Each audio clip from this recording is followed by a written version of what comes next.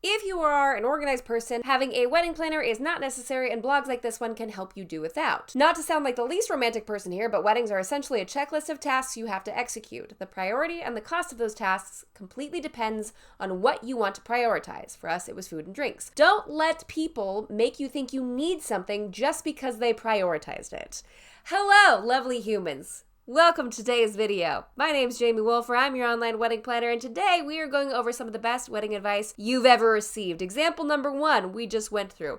I don't know. Okay, here's the deal. I agree with like 90% of what was said and most of the spirit of what was just shared. However, there's a caveat here. I do think that if you are organized and intentional, you can absolutely plan your wedding without a wedding planner. You will end up doing a lot of research along the way to try to figure out how this wedding planning thing works, and maybe piecemealing things together from separate sources is probably not the best move. I do think really and truly having a one centralized location to store all of your information and figure out all these details is the most important. But then again, I also created an online wedding planner that helps you walk through all the details called the master plan. So perchance I'm a little bit biased in this category. Do you need a wedding planner? No.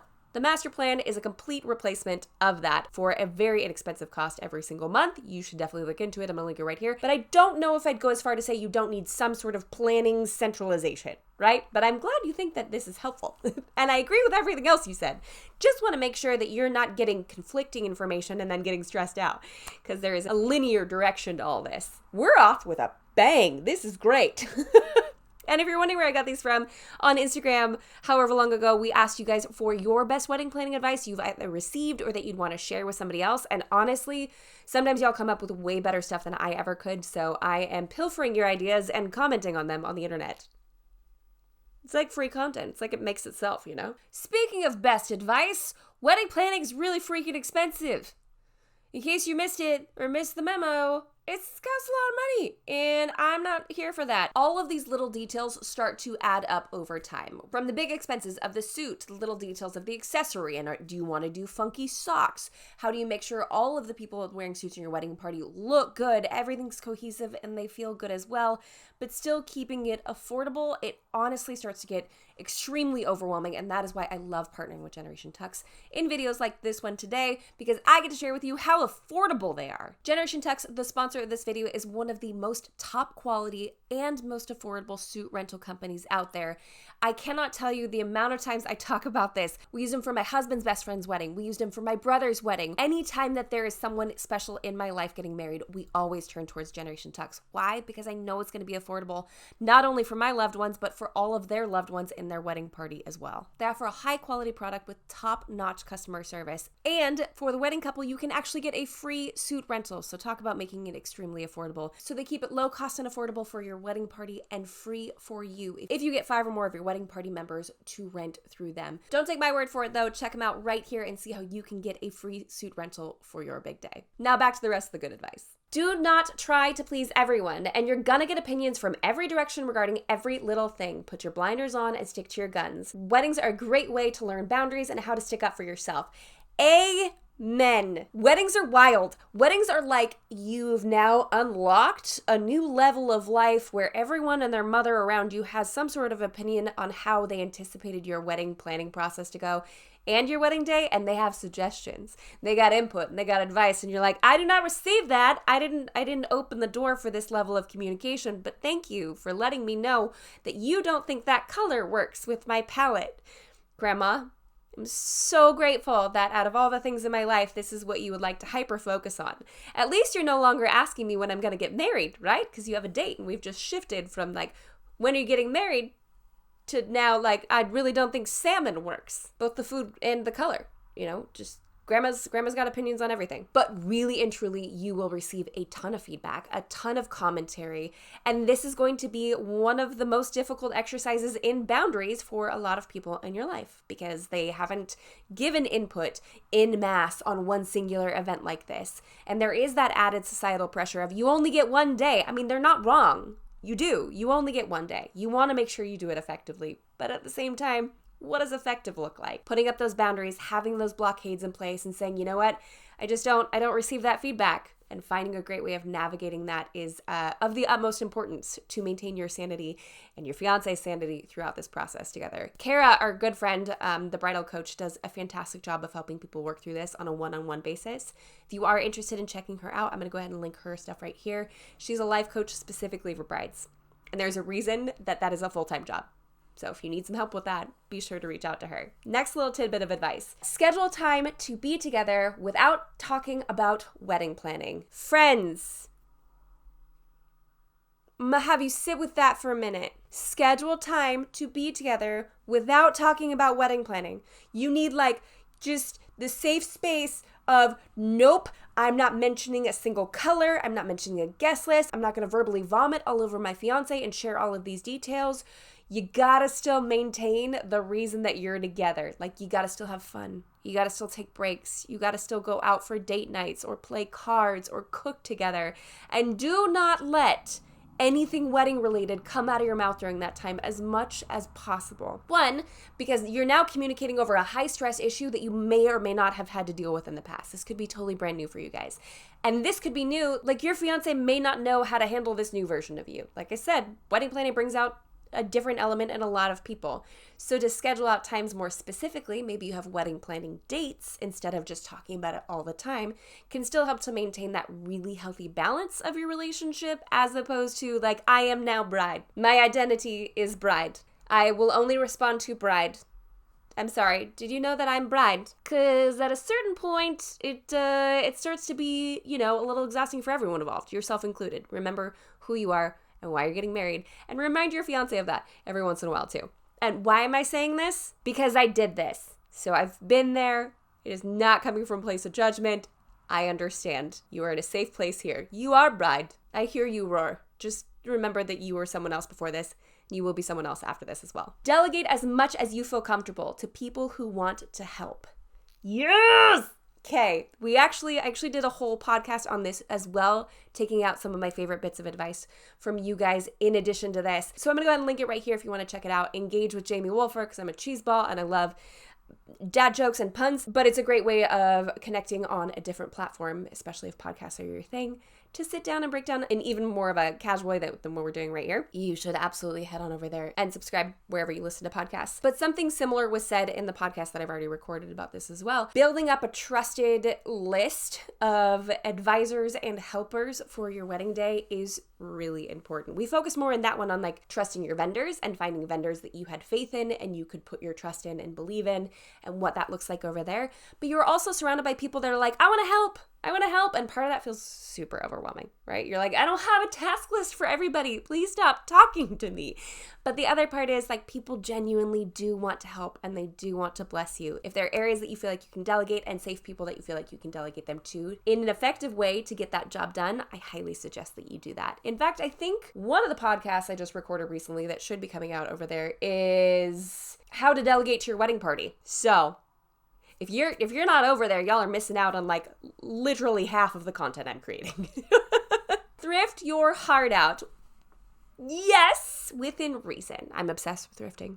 If y'all don't follow me over my personal account, or you don't know anything about me personally, this is thrifted. My pants are secondhand. So many things in my life are not brand new. I love thrifting. I love antique. I love any sort of secondhand shopping. I also recognize that when it comes to your wedding, unless you have a very dedicated plan of attack, this can be a slippery slope. Now, the good news is we can do some sort of double dipping with the home decor and with the wedding decor potentially. So there's a lot of fun that we can have with this, right? I think that there's ways that you can get very creative with this. The downside of that is if you don't have a plan of attack before you go thrifting, then you might just buy all the things. And while it feels like it doesn't matter because it's thrifted and it was $2, those $2 add up when you keep making purchase decisions when you haven't defined your design decisions. I love thrifting. I will never stop you from thrifting. If you ever want a supportive thrifting queen in your corner, you call me, okay? Just make sure we have a plan of attack before we jump into it. Ooh, okay, I'm obsessed with this one. Be sure the wedding reflects you as a couple and isn't just filled with trends. Never feel bad about planning things your way. Photographer and food really are the most important. If you don't like a tradition, don't do it. Have a specific email to give to vendors that you delete after you get married. You don't have to go on your honeymoon right after the wedding, and try to find the joy in planning. It's stressful, but it goes by fast. So much wisdom from one person. That's a lot to unpack. Let's start at the beginning. There's an element, and I recognize that I just recently released a video about, if I was to design a rustic wedding in 2023. I will not fool you. I'm obsessed with decorating weddings. I'm obsessed with home decor. I love visually stimulating things. I love interior design. I love textures. Textures are my favorite word of all time. But at a certain point, I want you to make sure that you're not simply subscribing to something because it feels on trend, right? Use it as a directive, use it as guidance. Do not use it as your Bible.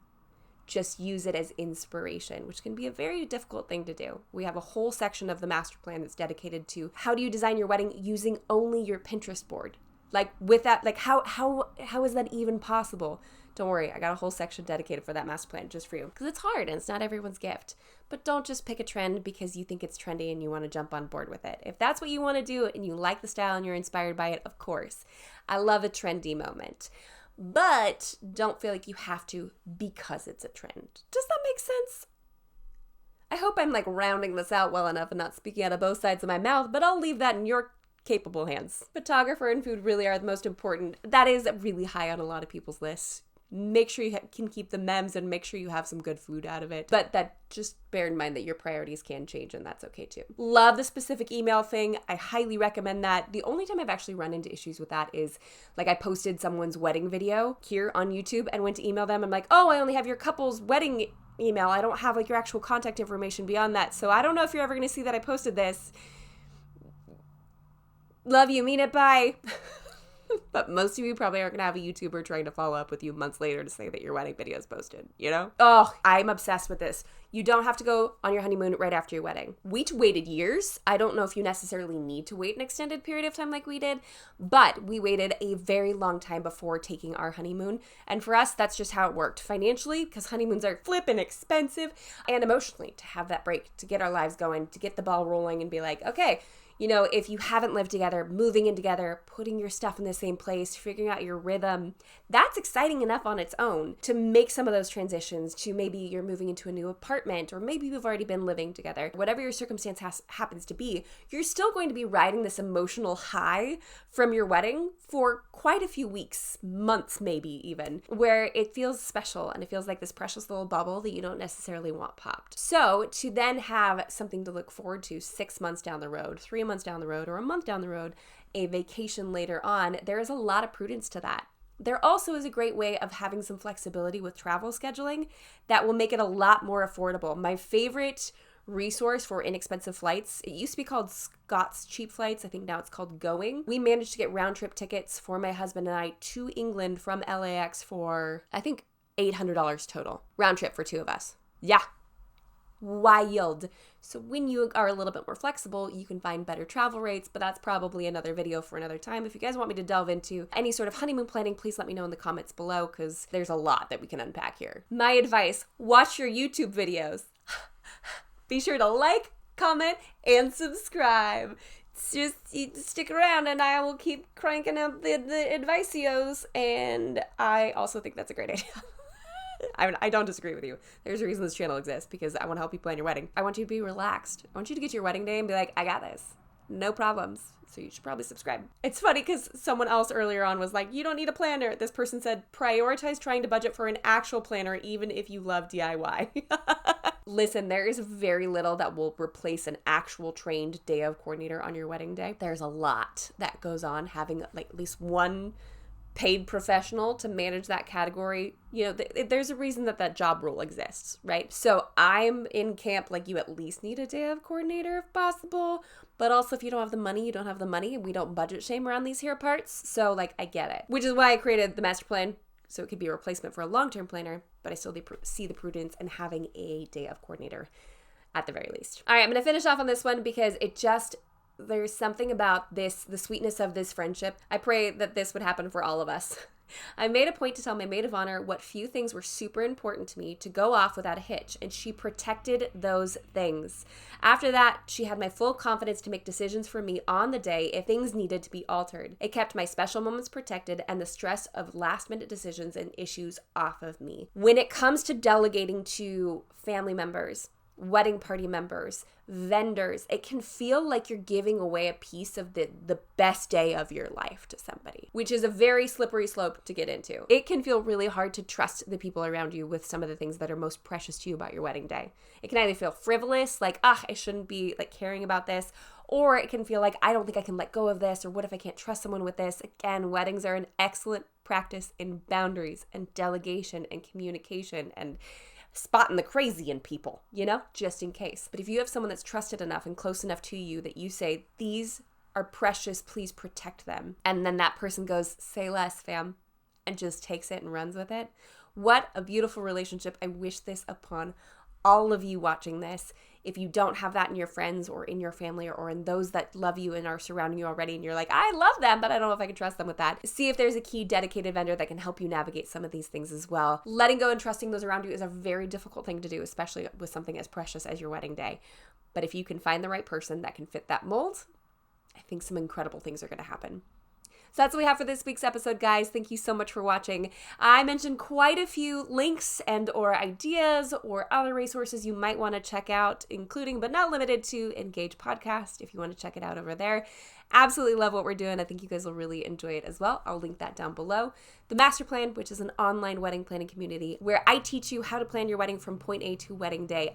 It literally replaces a long-term planner. That's like why I made it. So for those of you that cannot afford a planner or choose not to hire one, you have a resource, a centralized location that you can go to with all of the answers in chronological order that you might need along the way. We'll leave that link down below as well. If you're new here, be sure to jump on down there, hit that like button if you enjoy videos like this, and subscribe to this channel for more tips and tricks for the modern day bride. And until next week, bye guys!